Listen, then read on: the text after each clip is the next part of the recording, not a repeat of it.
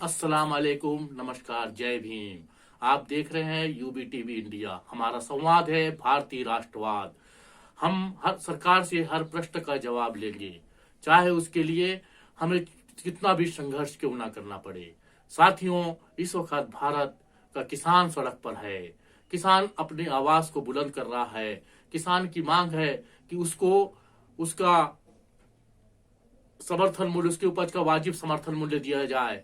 और जो सरकार ने 3 कानून लिए हैं, वो 3 कानून से वो किसान विरोधी है। जब किसान खुद कह रहा है कि ये किसान विरोधी कानून है, तो सरकार को एतराज क्या है उसको वापस लेने के लिए। साथियों, अभी आप ये देख रहे हैं कि सरकार ने जिस तरीके से ऑर्डिनेंस लाई है कैबिनेट के माध्यम से, यानी सेशन का भी रास्ता नहीं देखा। ऐसा कौन सा पहाड़ टूट रहा था, देश पे कौन सी ऐसी विपदा आ रही थी जो सरकार ने जो है को ऑर्डिनेंस लाने के लिए बाध्य कर रही थी। और जो पिछले दरवाजे से जो सरकार जो है ऑर्डिनेंस लाकर जो है वो सेशन का भी इंतजार न करते हुए ये ले आई है, तो निश्चित है किसान को जो है इस पर शक होगा। हम इस रिपोर्ट के साथ आपको दिखा रहे हैं हमारे माननीय वामन मेश्राम की आगाज पर राष्ट्रीय किसान मोर्चा ने बालाघाट बंद किया।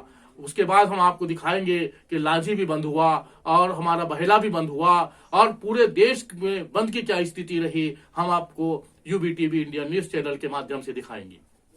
काला कानून वापस लो, वापस लो, वापस लो, काला कानून वापस लो, वापस लो, वापस लो। मोदी तेरी तानाशाही नहीं चलेगी, नहीं चलेगी, मोदी तेरी तानाशाही नहीं चलेगी, नहीं चलेगी, मोदी तेरी तानाशाही नहीं चलेगी, नहीं चलेगी। काला कानून वापस लो, वापस लो, वापस लो, काला कानून वापस लो, वापस लो, वापस लो, नशी बिल वापस लो, वापस लो, वापस लो, नशी बिल वापस लो, वापस लो, वापस लो। मोदी तेरी तानाशाही नहीं चलेगी, नहीं चलेगी, मोदी तेरी तानाशाही नहीं चलेगी, नहीं चलेगी, मोदी तेरी तानाशाही नहीं चलेगी, नहीं चलेगी। काला कानून वापस लो, वापस लो, वापस लो, काला कानून वापस लो, वापस लो, वापस लो।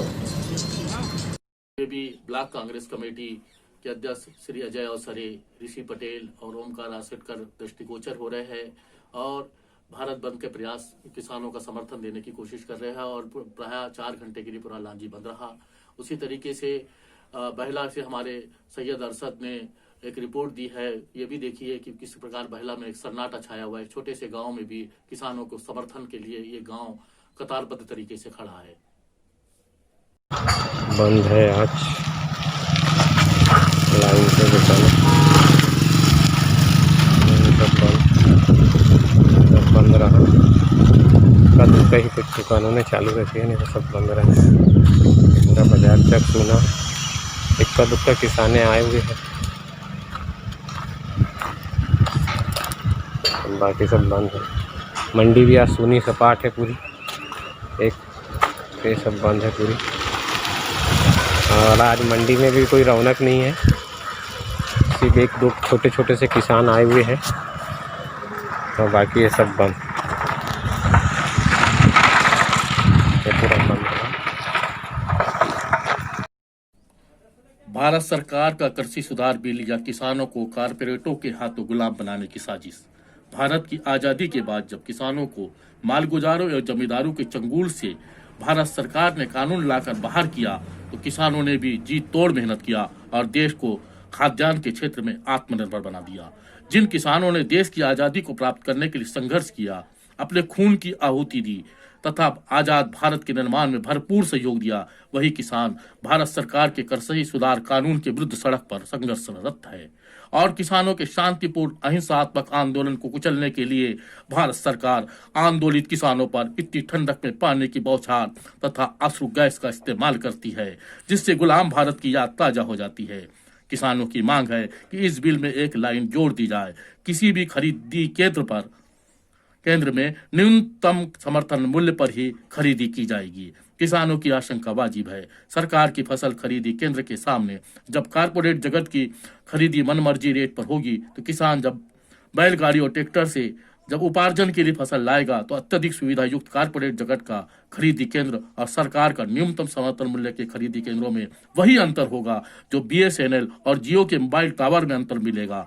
बीएसएनएल और जियो के मोबाइल उपभोक्ता के अंतर को तलाशे मजबूर होकर आपको बीएसएनएल की सिम को बदलकर जियो में परिवर्तित करना होता है। यही है कि कारपोरेट जगत का जो अजगर है वो किस तरीके से किसानों को और सरकार के केंद्रों को निगल रहा है। इस पर मैं आपको इस ओर आपका ध्यान आकर्षित करा रहा हूं। आप सरकारी खरीदी केंद्र की स्थिति की समीक्षा खुद कर सकते हैं कि धन्ना सेठ की दुकान के सामने सरकारी खरीदी केंद्र के बाबू साहब का किसानों से कैसा व्यवहार होगा। जैसा कि अभी तो टावर नहीं है, बहुत दिनों से पिछला भुगतान नहीं हुआ, चपरासी कहेगा बाबू साहब छुट्टी पर है, 4 दिन खरीदी नहीं हो सकती। किसान परेशान होकर धन्ना सेठ की दुकान पर जाएंगे। वो किसान के लिए विकल्प के तौर पर सामने रहेगी। किसान क्या करेंगे? किसान यदि बाबूजी लोगों को संबंधितों को विपणन संघ या खाद्य अधिकारियों को शिकायत भी करेंगे तो किसान की शिकायत सभी बाबूजी लोगों के पहले पहुंचा दी जाएगी, फिर जांच होगी या नहीं होगी बात का मैटर है। किसानों का और धन्ना सेठों के बीच का विवाद सिविल न्यायालय के दायरे में नहीं रहेगा। देखिए सरकार यहाँ कितना खतरनाक रुख अपना रही है। सरकार का कहना है कि सिविल न्यायालय में अगर कोई भी विवाद से सेठों के बीच और किसान के बीच होगा तो वो सिविल न्यायालय के दायरे के बाहर होगा। यानी प्राधिकृत न्यायालय जो शासन के प्राधिकृत न्यायालय है, तहसीलदार, एसडीएम, कलेक्टर, इन न्यायालयों के अधीन होगा।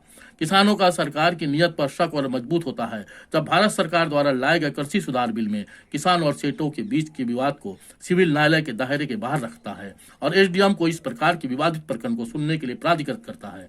अब इस प्रकार की प्राधिकृत शक्तियों से न्याय देने वाले अधिकारी कभी कभी अधिकार क्षेत्र के बाहर जाकर सुनवाई करते हैं तो कभी किसी दबाववश निर्णय देते हैं। वो किसानों के हित में नहीं है। इस प्रकार की स्थिति का अध्ययन आप खुद करें और आप तय कर सकते हैं कि सरकार की नीयत में क्या है। धन्ना सेठों और किसानों के बीच का विवाद किस प्रकार से होगा। धन्ना सेठों के साथ किसानों की फसल का अनुबंध होगा। मान लो 1850 रुपए प्रति कुंटल धान का अनुबंध खड़ी फसल पर धन्ना सेठ से किसान का हुआ और फसल जब धन्ना सेठों की दुकान पर गई तो वहां पर धन्ना सेठ ने किसान की फसल से मिन मेक निकाल कर आधी फसल को 1850 रुपये अनुबंधित रेट में लिया और आधी फसल को उस रेट में ना लेकर 1000 रुपये प्रति कुंटल में लेने की मांग किया। किसान और धन्ना सेठ के बीच विवाद होना लाजमी है। अब कृषि सुधार बिल के अनुसार एसडीएम के न्यायालय में इस विवाद को सुलझाने के लिए जाएगा।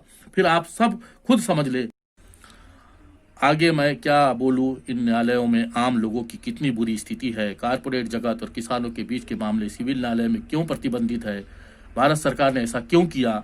क्या अगर ऐसा करा है तो किसानों का आंदोलन, अहिंसात्मक आंदोलन क्या वाजिब नहीं है। टीवी इंडिया आपकी आवाज है। इसको 5 लोगों को, कम से कम 5 मित्रों को आप शेयर करिए, सब्सक्राइब करिए, लाइक करिए और अपने कमेंट बॉक्स में कमेंट लिखना ना भूलिए ताकि हम अपनी क्वालिटी पर और अपनी प्रस्तुतिकरण में जो है वो सुधार ला सके। धन्यवाद।